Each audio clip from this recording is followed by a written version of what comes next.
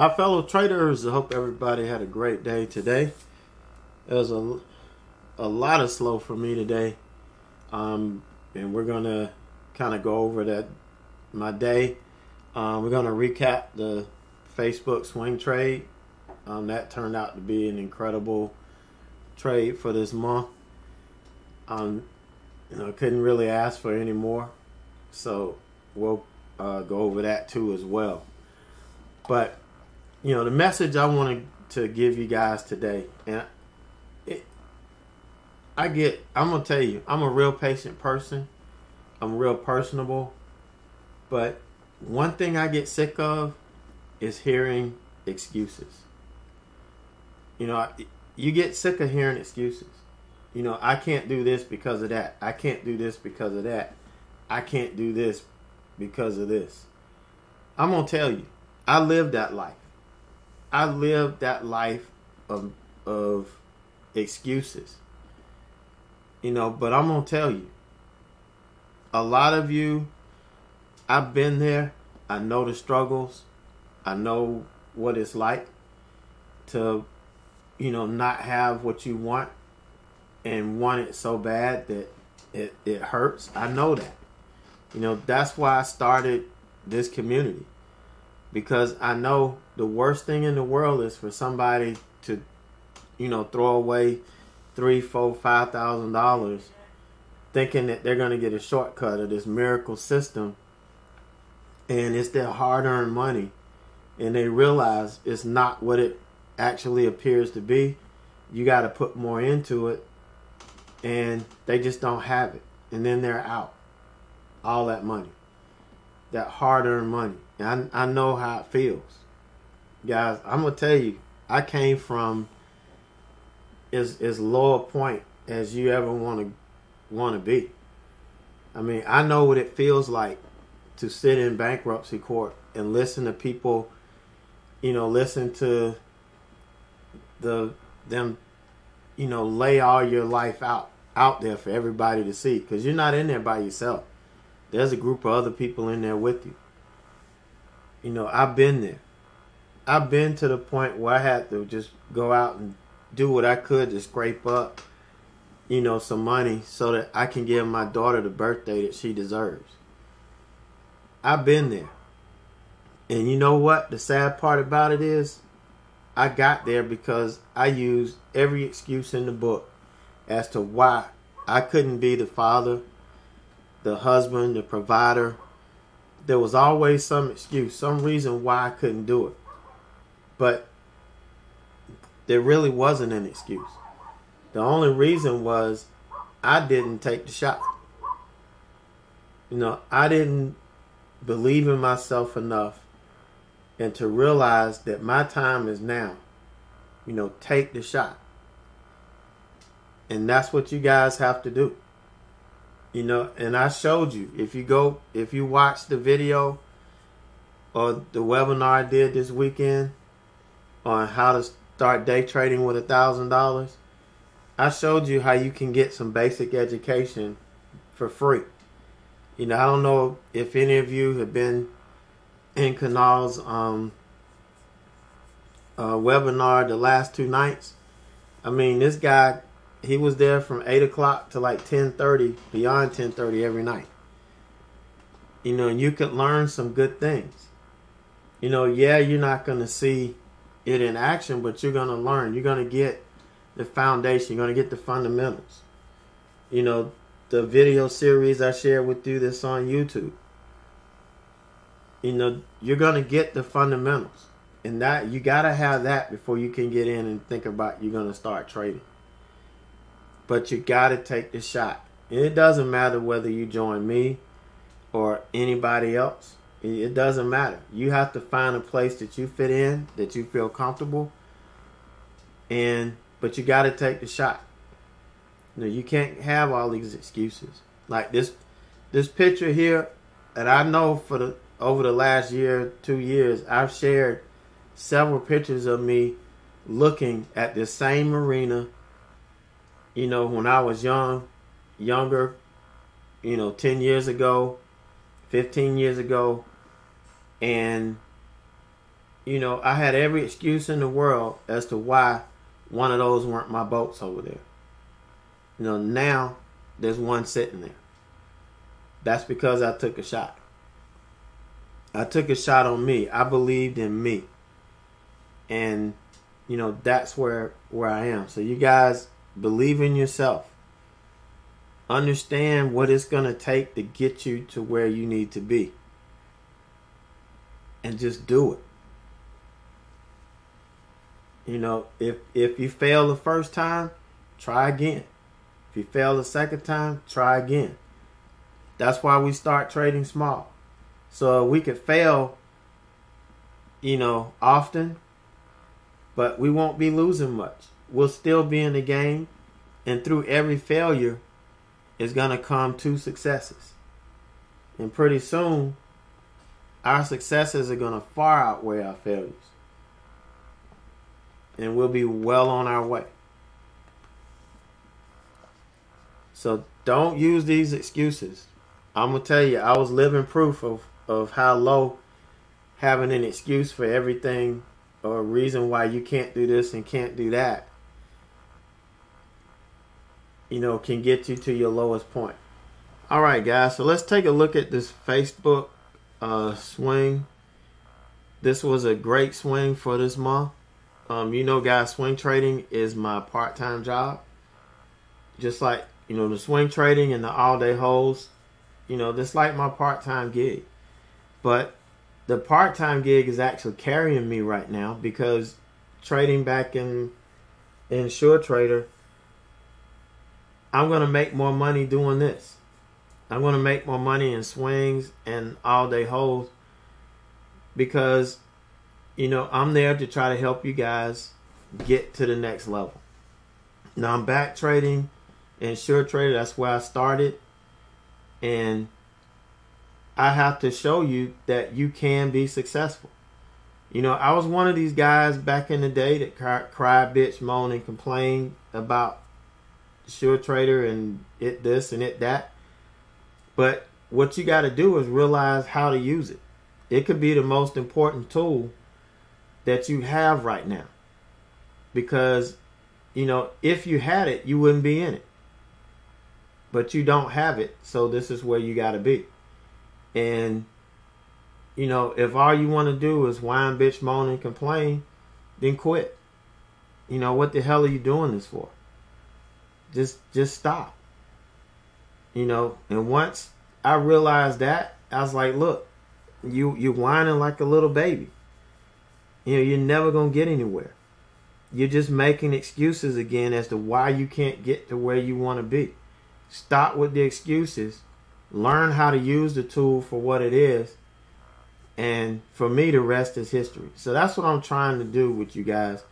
And it's not do as I say. I want you to do as I do, and see me as I do it. It's very important that you have a model in front of you. Very, very important. So,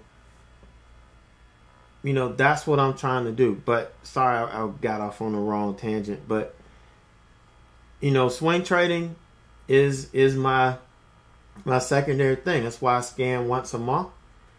Once a week. And I have that watch list for the whole week. And typically I can find a stock or so to get in. But once I get in one, I'm pretty much locked into it. And on Facebook, you can see it. We traded this on my 52-week high break.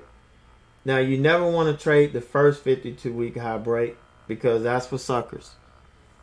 That's what's going to happen. When you trade that first break, 9 times out of 10 is coming back. You're not going to get a strong break. You may get a scalp out of it, but that's it. And that's not what we're looking for. So we wait for it to pull back between 5 to 10 days or so. And we catch the next move up. Well, there's another strategy that we use that it typically sets up for on the pullback. And it's the 20 EMA cross. Once we cross and get over the 20 EMA and we start to make this march back up to break the 52-week high, that's where we enter. And had I caught this on the 52-week high break, I would have been in at 198, which would have been incredible. And I'd have been able to take some profit here and then add on the pullback that I did on the 11th. You'll see in a minute. But I missed this, and so I had to wait and catch the secondary move. And this is a good example of, okay, if you miss this strategy, we have another strategy sitting here waiting that you can take advantage of the next move. Anytime you take a trade, you want some type of strategy to where you can manage your risk. And taking this 52-week high, I managed my risk. Versus jumping in here, my risk would have had to been too far away. And I couldn't manage it that way. So my entry was here at 205 over the break of the 52-week high here. Unfortunately, we couldn't hold it, and I had to add on the 11. Now, I didn't do a recap on the 11, so that's why I don't have this screenshot. I like to take these screenshots because this is what I email out to you guys that are on the Swing Trade Alert email list in that group. And I like to send these out. So you guys that want to, go back and pull the tape, or you want to go back and run it again on your market replay software, you can kind of line up the entry with the time and sales tape and all of that stuff. But I didn't get to do it here on the 11th. For some reason, I didn't get to do a recap that day either. And you can see where I added here on the 11th at 203.22 and ended up with an average of 204.24, I think it was. We'll see on the next slide. But here's where I got in. Here's where I entered on the pullback. We were holding 202. 202 was my line in the sand. We were holding it. And so because we held it, I added back. When I added back, I added to my position. So I doubled it. Ended up with 600 shares. And so I was kind of loaded for bear at that point. So last week, it hit my first target at 210. Well, it didn't quite make 210, but I took it off. It was close enough. So I ended up taking off, the 300 shares I added pretty much. See, here was the average, 204.25 is where the average was. I took 300 shares off last week, and we locked in 1689.76. So locked in some good profit last week. So worst case scenario, if this thing just tanked on me the next day, we already had this locked in. So, this was on, the 17th? I think, the 17th or the 18th. So, after we initially got in on the 9th, so just under 10 days, we were able to lock in 1689. Now, obviously, if I had taken it all off, I would have locked in 33.79. Which, if you look at where we're at, where we ended up, that might not have been a bad idea. It still would have been okay. Not that it would have been a bad idea. It still would have been okay if I'd have taken it all off here. But I was looking to get more out of it, especially since we had another week to go before earnings. And my contention was they were going to run this up in the earnings. So we locked that in last week. And yesterday, after the market closed, this thing took off. I think I showed it on last night's recap. It just started running. So I was like, I really wanted 215, which it actually hit this morning. I said, if it got to 214, I'm going to take half of what I had left off. Half of the 200, the 300 shares I had at 214 and lock in that. So I locked in a good penny yesterday. So I was pretty pleased with that.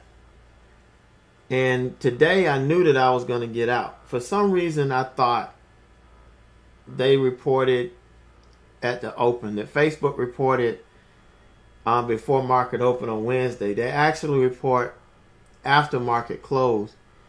So I didn't really have to take it off today. That was a mistake on my part. I didn't realize it till after on the market closed tonight. I was already out because I had set my stop. Okay, well this was yesterday, and I set my stop today at 213. I actually got 5-cent slippage on it.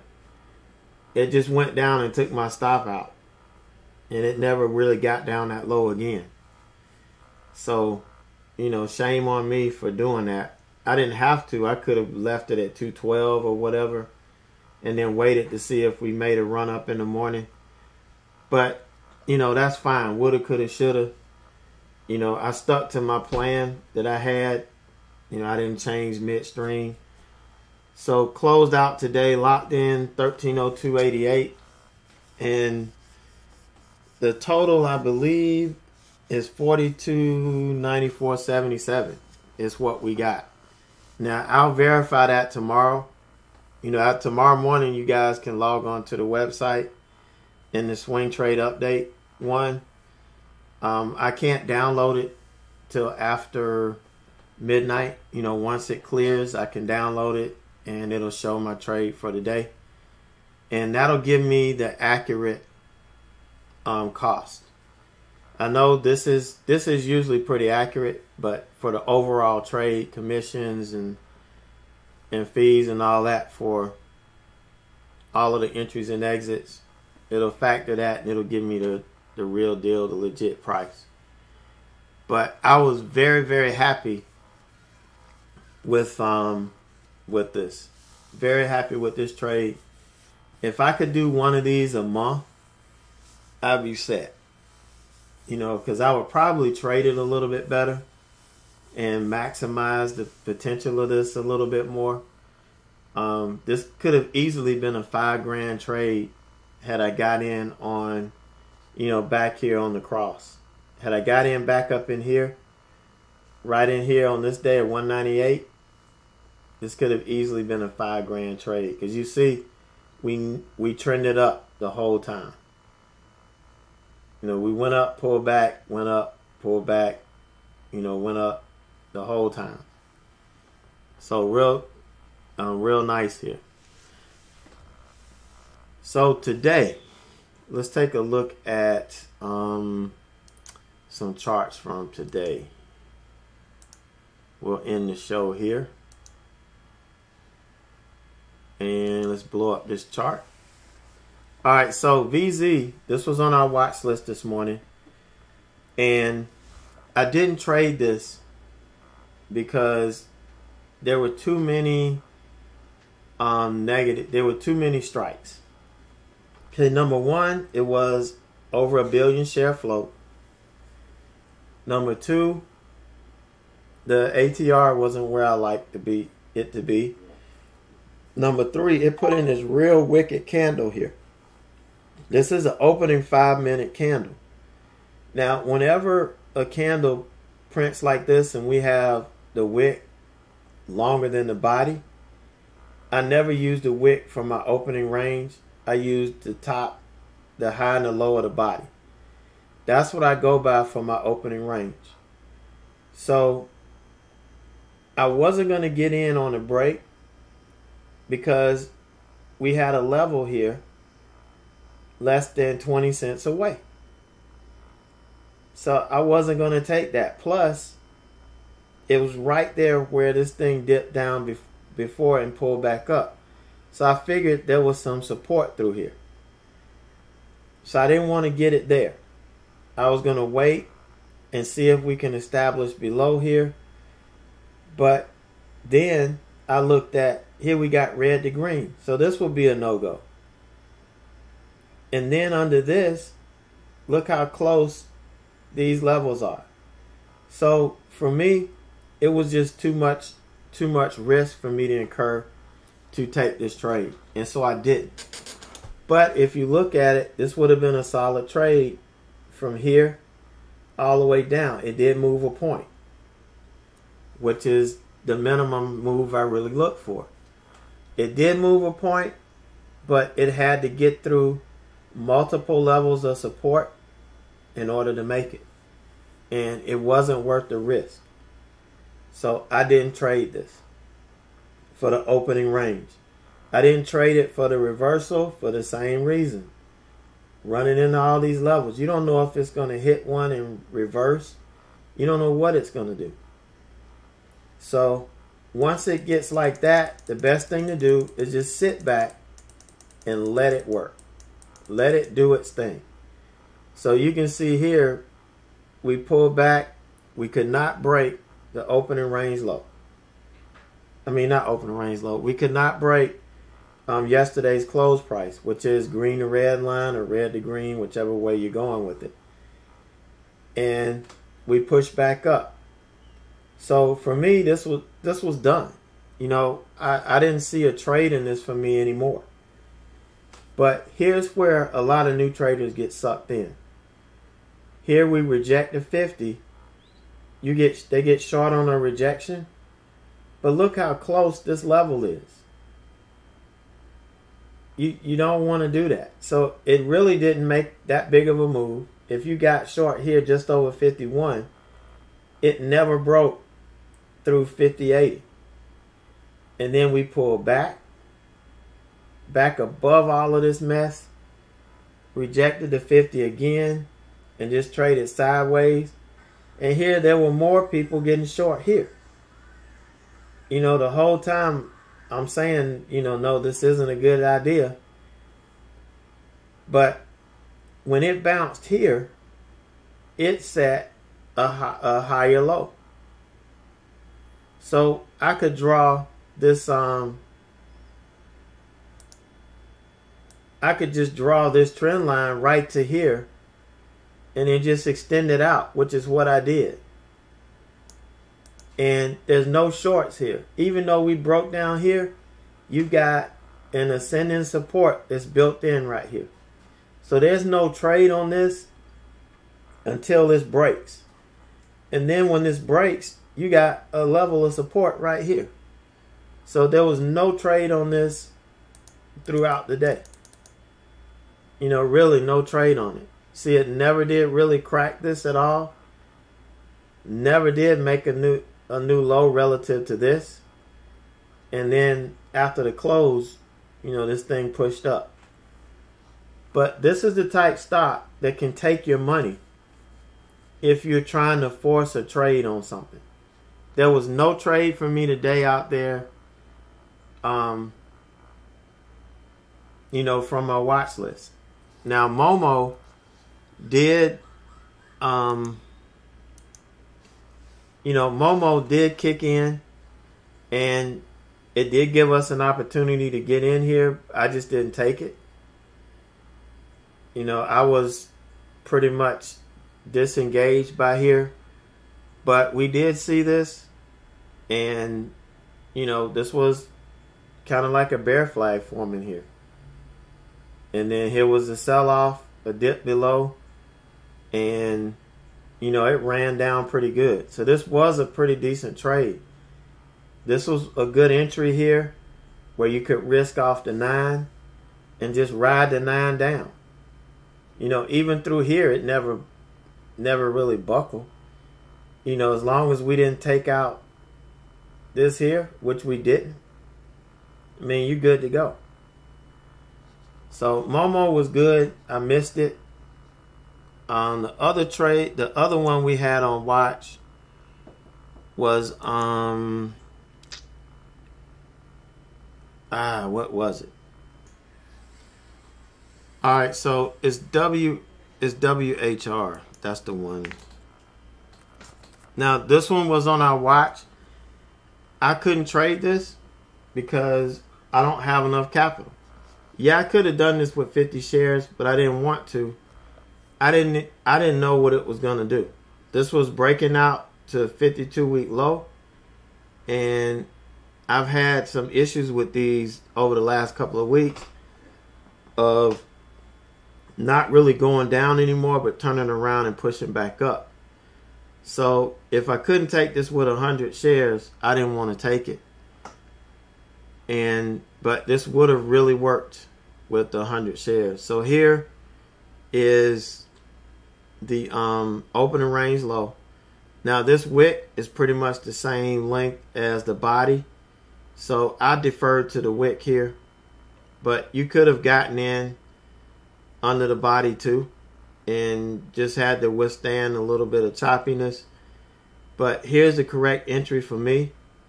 I wait till we get a candle to close below the opening range low. Here's the entry right here. And because this is on a 52-week low, we're in no man's land. You have to use your whole and half dollar marks for your profit targets. So this one never really showed any signs of trying to push back over. So you could really have held this all the way down to what, 128, 129, around in there. I mean, all the way down in here, you could have held it. What is that? No, 128.50s. I mean, this would have been a solid trade here. And there were some traders that took it. There were some that did an excellent job, took 50 shares and worked it out. You know, and I could have done the same thing, but I didn't. You know, and I have to stick to my rules here. You know, so I didn't take any day trades today. I kind of sat on the side. We didn't really get a whole lot of activity until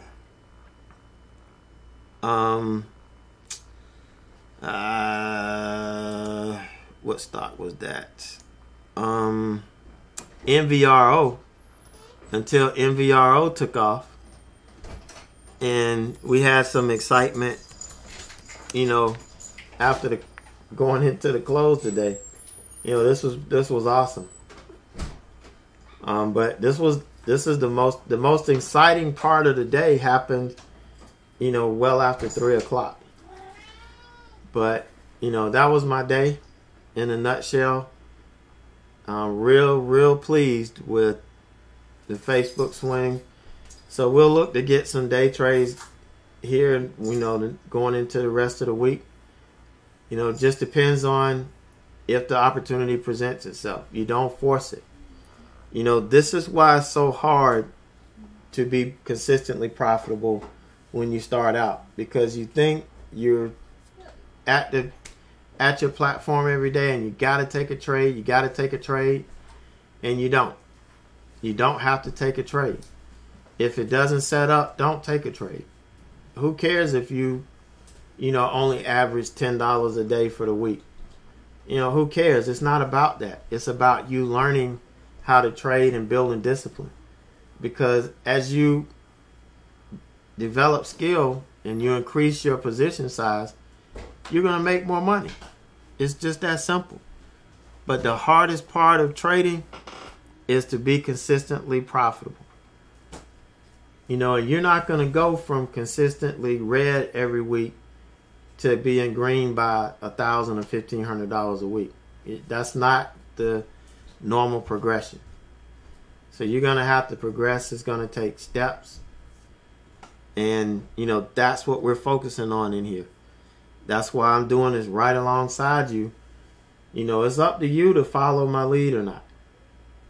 You know, if you want to take off and go on your own, you know, you do that. But I'm doing this and modeling this so that you guys can really understand what it's going to take to get to consistently profitable.